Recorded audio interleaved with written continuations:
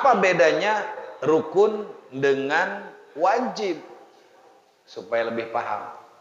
Kalau rukun tidak bisa dibayar dengan dam, wajib harus dilakukan. Itu rukun. Tapi kalau hukum yang wajib dalam ibadah haji, Pak Cecep tidak mengerjakan. Itu sah. Tapi wajib bayar denda, bayar kifarat, bayar. Itu bedanya. Misalnya dia tidak melakukan lempar jumroh. Misalnya dia tidak mabit di Muzdalifah dan di Mina, tetap sah ibadah hajinya asal dia bayar kifarat, bayar dam. Tapi kalau rukun yang ditinggalkan, maka tidak bisa dibayar dengan dam, berarti total batal. Nah, itu perbedaan rukun dengan wajib. Subscribe Abah channel.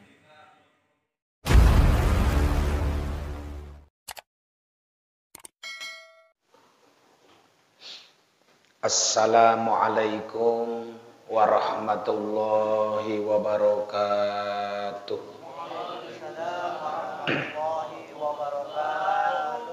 Alhamdulillahi rabbil alamin. Wassalatu wassalamu ala asrafil anbiya'i wal mursalin. Sayyidina wa habibina wa syafi'ina wa maulana Muhammadin wa ala alihi wa ashabihi ajma'in. Amma ba'du, faqala ta'ala fi ayatihil karim. A'udzu billahi minasy syaithanir rajim. Wa'bud rabbaka hatta ya'tiyakal yaqin. Shadaqallahul aliyul azim. Hadratal mukarramin, hadirin jamaah ta'lim musholah at-tahiriyah, juga dari berbagai majelis musholah dan masjid, baik kelurahan Angke, Tambora dan sekitarnya, jauh maupun dekat, terutama para sepuh, para asatid, para tokoh masyarakat, para bapak dan para pemuda, khususnya pengurus musholah Al-Mukarram Bapak Ustadz Ahmad Asrori beserta jajaran Muratibil acara, juga kesepuhan kita Bapak Cep Wahyu, dan seluruh hadirin yang hadir yang semuanya selalu dimuliakan Allah Subhanahu wa Ta'ala. Alhamdulillah, puji syukur kita haturkan kehadirat Allah. Salawat ma'as salam terlimpah selamanya keharibaan junjunan kita Kangjeng Nabi Muhammad, kepada keluarganya, para sahabatnya, para pengikutnya, tentunya kita semua umat yang amat sangat mengharapkan, merindukan dan menantikan syafaatul uzmanya. Amin ya rabbal. Hadirin jamaah rahimakumullah, kembali kita membuka kajian fikih, yaitu di halaman 188 188, yaitu wajib haji. Benar ya?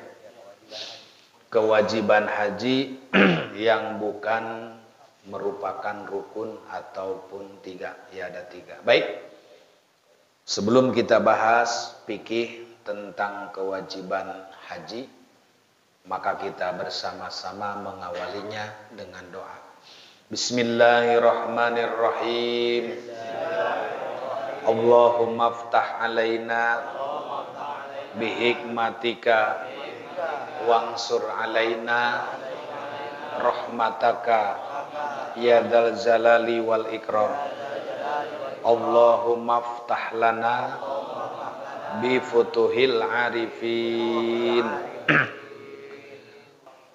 Kita masih membahas rangkaian ibadah haji, merupakan salah satu rukun Islam, bahkan sebagai pamungkas daripada rukun Islam. yaitu menunaikan ibadah haji bagi orang yang diberikan kemampuan. Mampu di sini banyak, bukan sekedar punya duit, bukan sekedar banyak uangnya, tapi merupakan dari segi kesehatan, dari fisiknya, ya, syarat-syarat itu banyak sekali. Karena kalau berdasarkan Al-Quran, memang Allah Subhanahu wa Ta'ala menjelaskan, walillahi 'alan nasi hajjul baiti man istata'a ilaihi sabila. Kewajiban manusia terhadap Allah diantaranya menunaikan ibadah haji ke Baitullah ketika sudah diberikan kecukupan, diberikan kemampuan, ya. Mudah-mudahan, berharap semua jamaah diberikan kemampuan, diberikan nasib untuk bisa ziarah ke tanah suci Mekah. Hadirin jamaah rahimakumullah, lalu apa yang ada di dalam kewajiban ibadah haji? Maka di sini perlu dipahami bahwa wajibatul haji ghairul arkan. Yang ingin saya sampaikan di sini kalimat ghairul arkan. Kewajiban haji yang bukan merupakan rukun. Pasti di sini rada-rada mikiran. Kewajiban tapi bukan rukun. Artinya di dalam ibadah haji ada rukun, ada wajib, ada sunnah. Biasanya kita taunya kalau rukun dan wajib dan fardu itu sama. Kalau fardu mah kedudukan hukum, kalau wajib mah tanggung jawab manusia, ya. Kalau yang mewajibkan yang maha kuasa, yaitu Khalik. Kita makhluk diwajibkan, Khalik mewajibkan. Rukun suatu pekerjaan. Nah, apa bedanya rukun dengan wajib? Supaya lebih paham. Kalau rukun tidak bisa dibayar dengan dam, wajib harus dilakukan. Itu rukun. Tapi kalau hukum yang wajib dalam ibadah haji, Pak Cecep tidak mengerjakan, itu sah. Tapi wajib bayar denda, bayar kifarat, bayar. Itu bedanya. Misalnya dia tidak melakukan lempar jumroh. Misalnya dia tidak mabit di Muzdalifah dan di Mina, tetap sah ibadah hajinya asal dia bayar kifarat, bayar dam. Tapi kalau rukun yang ditinggalkan, maka tidak bisa dibayar dengan dam, berarti total batal. Nah, itu perbedaan rukun dengan wajib. Ya, makanya ada berapa di sini wajib haji di luar rukun, yaitu ada 3. Mana diantaranya? Ahaduhal ihramu minal mikoti. Yang pertama, ihram dari mikot. Mikot itu waktu dan tempat setar. Mikot namanya. Ya, saya ulang, waktu dan tempat setar. Itu namanya mikot. Di mana ketika kita ihram dari mikot? Mikot ini mencakup mikot zamani, berkaitan dengan waktu. Yang kedua namanya mikot makani, berkaitan dengan tempat. Kalau waktu tanggal berapa, bulan apa, kalau tempat di mana. Itu namanya mikot zamani, berbeda dengan mikot makani. Yeah. Nah, untuk haji, mikot waktu adalah pertama bulan biasanya kan kita sering diundang ke tempat walimatus safar. Itu biasanya bulan Syawal. Nah, bulan Syawal inilah setar pemberangkatan. Berarti berkaitan dengan waktu. Ya. Jadi bulan Syawal udah pada walimahan, karena bulan Syawal biasa orang berangkat. Ya, ada kloter awal, ada gelombang kedua dan seterusnya. Itu ya diantaranya yang harus kita pahami tadi adalah berkaitan dengan bulan. Kemudian apalagi yang berkaitan dengan waktu, yaitu yang kedua bulan Zulqa'dah, yaitu setelah Syawal, namanya Silih Syawal. Nah, itu udah mulai masuk bulan haram. Bulan haram terhitung dari mulai bulan Dzulqa'dah. Kalau orang kulon mah bulan Silih Syawal. Orang mak itu banyak mana? Mulut silih mulut, Syawal silih Syawal, haji silih haji. Naon deh? Sapar silih sapar. Oh. Dzulqa'dah, ya. Jadi Dzulqa'dah merupakan awal daripada bulan haram. Kemudian 10 malam dari bulan Dzulhijjah. Dari tanggal 1 sampai tanggal 10 bulan itu tanggal 10 kalau di kita adalah motong sapi. Motong lamun ay. Teu aya mah naon bae abu bebek tah. Hayam tah. Atuh cenah eueuh hayam ge atuh naon melele tah. Gurame tah bujair tah lah. Eueuh atuh tahu gurunya tempe eueuh mah. Iya. Manuk teu naon manuk ge. Iya. Jadi itu tanggal 1 sampai tanggal 10 itu sudah memasuki daripada bulan Dzulhijjah, bulan haram yang kedua. Di mana puncaknya tanggal 10? Kalau di sini kita melaksanakan Idul Adha, kalau di sana adalah lempar tanggal 9-nya wukuf di Arafah.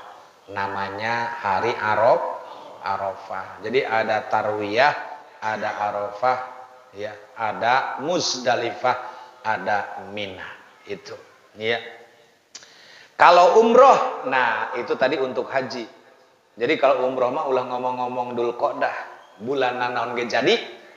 Yang penting ada duitnya, cukup persyaratannya. Walaupun tidak di musim haji, karena umroh mah nggak ada musim.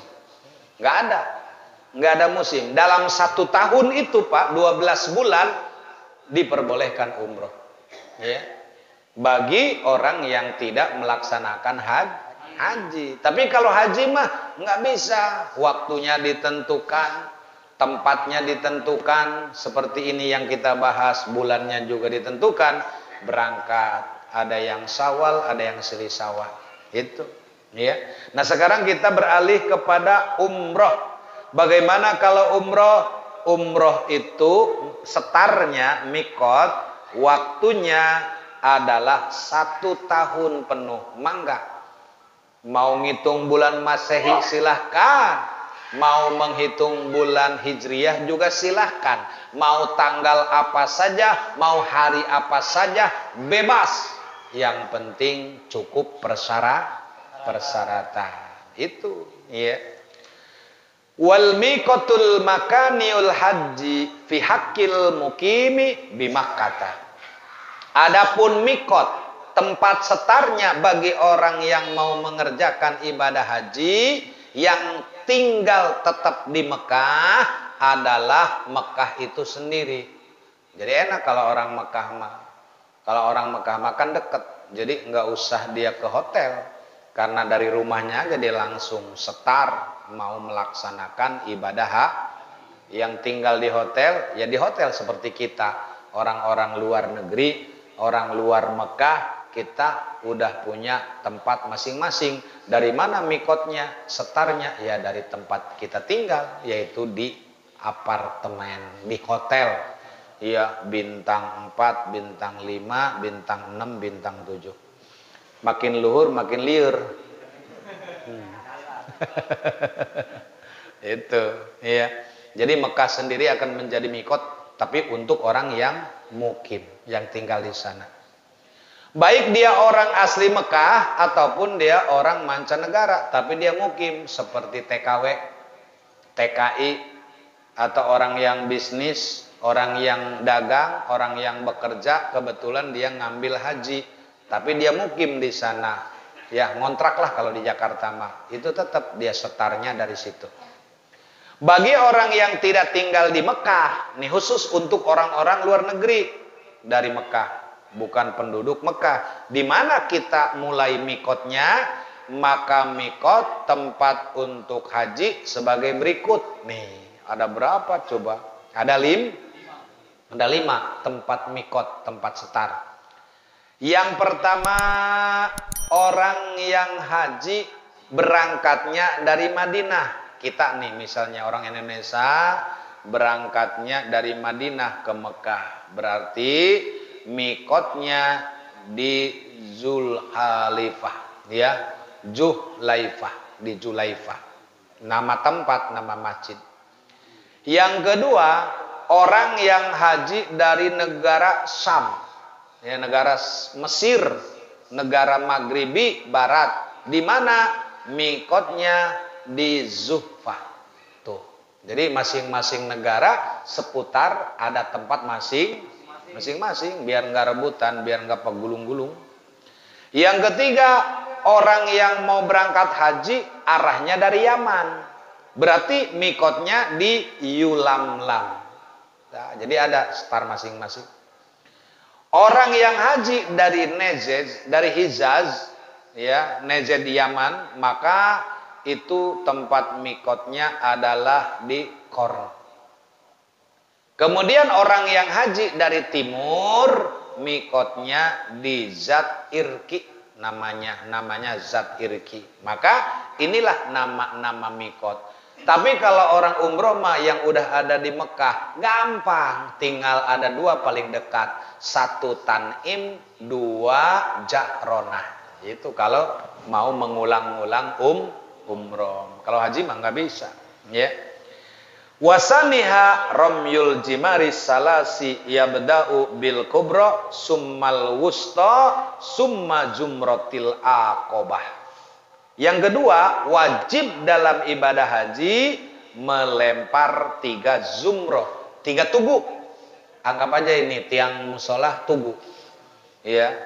Jadi disebut zumroh. Yang pertama zumroh kubro, yaitu besar. Lalu jumroh wusto yang kedua. Lalu jumrotul aqobah yang ketiga. Jadi awal, tengah, dan akhir. Jadi 3 tugu. Masing-masing lemparan 1 tugu sebanyak 7 batu tuh. Nah, di sini juga nanti dijelaskan. Masing-masing jumroh membutuhkan 7 buah kerikil. Lemparlah jumroh dengan kerikil satu-satu. Jangan pusing. Dah, hiji-hiji magati dah. Dicauk be 7. Bismillahirrahmanirrahim, Allahu Akbar. Buluk bengges. Ya. Nah, itu tetap dihitungnya 1, ya. Walaupun lemparnya 7 sekali, tapi tetap dihitungnya 1.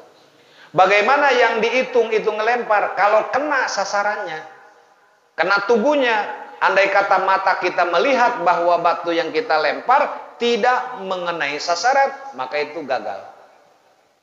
Walaupun kita udah ngantongin 7 batu, yang kena cuma 5, berarti tambah 2 lagi. Jadi harus kena. Banyak. Misalnya kita di sekitar batu-batu, pabalatak batu. Banyak. Ngan orang tiap bising teu aya mawa bae gitu. Nya, nah atuh teu aya mah cincin dibuka. Cek urang 2 deui kumaha ye batu eueuh. Atuh jaeta cincin loba naramo. Asal batu we panawa. Itu, ya. Jadi 7 kerikil, lempar jumroh dengan kerikil satu-satu, enggak pakai sekaligus. Palaoroma hasotain, bahkan di sini tuh.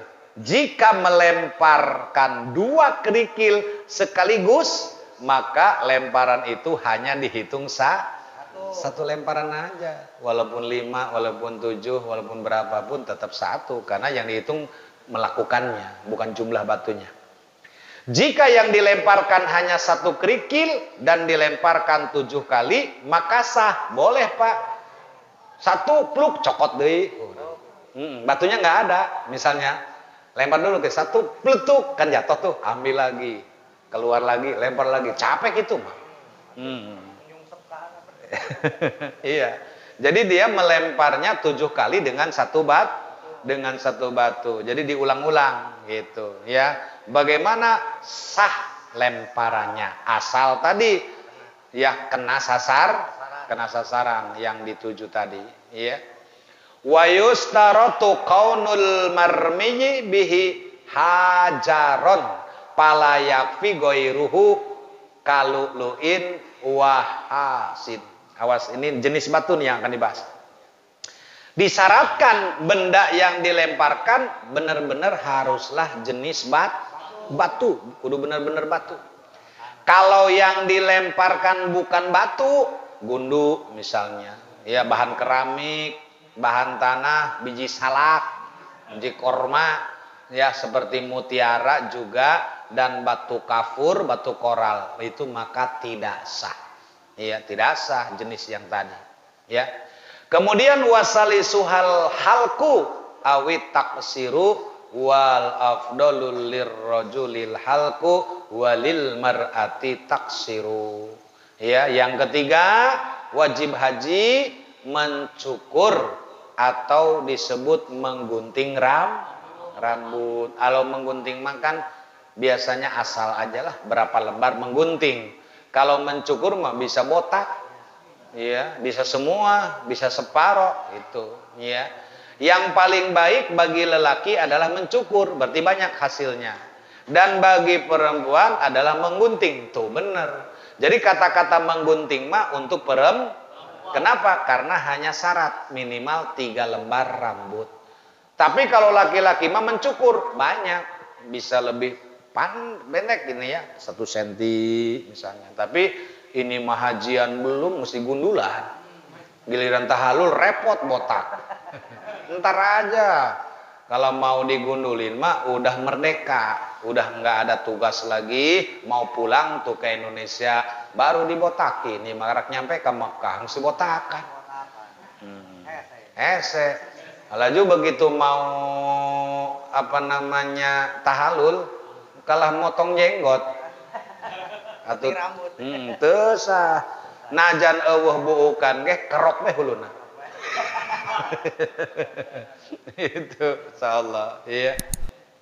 Jadi menggunting rambut buat perempuan, mencukur buat laki. Ah itu. Wa aqallul halqi izalatu salasati syaratin minarosi. Minimal menghilangkan 3 helai rambut, baik dengan cara mencukur pakai gunting. Menggunting mencabut, dicabut ya, ataupun dibakar. Waduh, ieu mah cenah eueuh gunting, eueuh peso, ayana gas. Malum tukang ngarokok ya. Ieu mah saing ge di sopa marwah mamawa gas bae. Kabeneran eueuh gunting dibeulung bae perepet bae. Sedak nu penting mah tahalul ya, potong rambut ya. Ya sah-sah aja karena tujuan daripada tahalul menghilangkan 3 helai rambut minimal dari kepala. Ya. Nah, ini ada nih. Wa malam saro birosi yusanulahu imrorul musi alaihi. Pertanyaannya kumaha lamun huluna botak? Botak udah kayak profesor. Beneran. Iya, botak beneran nih, mah bukan karena dicukur. Apakah bisa diganti dengan kumis? Atau dengan jenggot atau bulu yang ada di dada misalnya. Barang siapa kepalanya tidak ada rambutnya, garis miring, botak leneng, maka dianjurkan menjalankan pisau cukur pada kepala. Tuh, cek orang ngagunting naon. Jauh bukan, tapi tetep tadi kudu digitak-gitak bae gunting. Mun peso mah kerok bae pokona mah. Mau ada rambut udah, ya. Rambut selain rambut kepala seperti jenggot dan lainnya tidak bisa menggantikan rambut kepala. Ulah diganti ku kumis, ulah. Ya, tetap mau tidak mau harus digunting walaupun tidak ada rambut. Jadi ini mah seolah-olah ini kita bukan gunting. Tempelkan bina hulu nu botak. Kotek. Itu syaratnya, ya. Itu seperti itu. Makanya ini namanya tahallul. Sebab tahallul itu menghalalkan yang tadinya haram. Tadinya nggak boleh, jadi boleh kalau udah digunting rambut. Tadinya dilarang, tidak dilarang. Misalnya nggak boleh wangi-wangian, boleh. Nggak boleh pakai celana dalam yang dijahit, boleh sekarang mah. Nggak boleh minum-minum yang wangi, boleh. Makan yang wangi, boleh. Setelah tahallul, ya. Nah inilah hadirin jamaah rahimakumullah, karena ada sunnah-sunnah haji banyak, ada 7. Insya Allah kita akan kaji kesunahan daripada ibadah haji. Insya Allah ketemu lagi malam-malam taklim berikutnya. Semoga harapannya semua diberi sehat walafiat. Ini saja, hadanallahu wa iyyakum ajmain. Wassalamualaikum warahmatullahi wabarakatuh.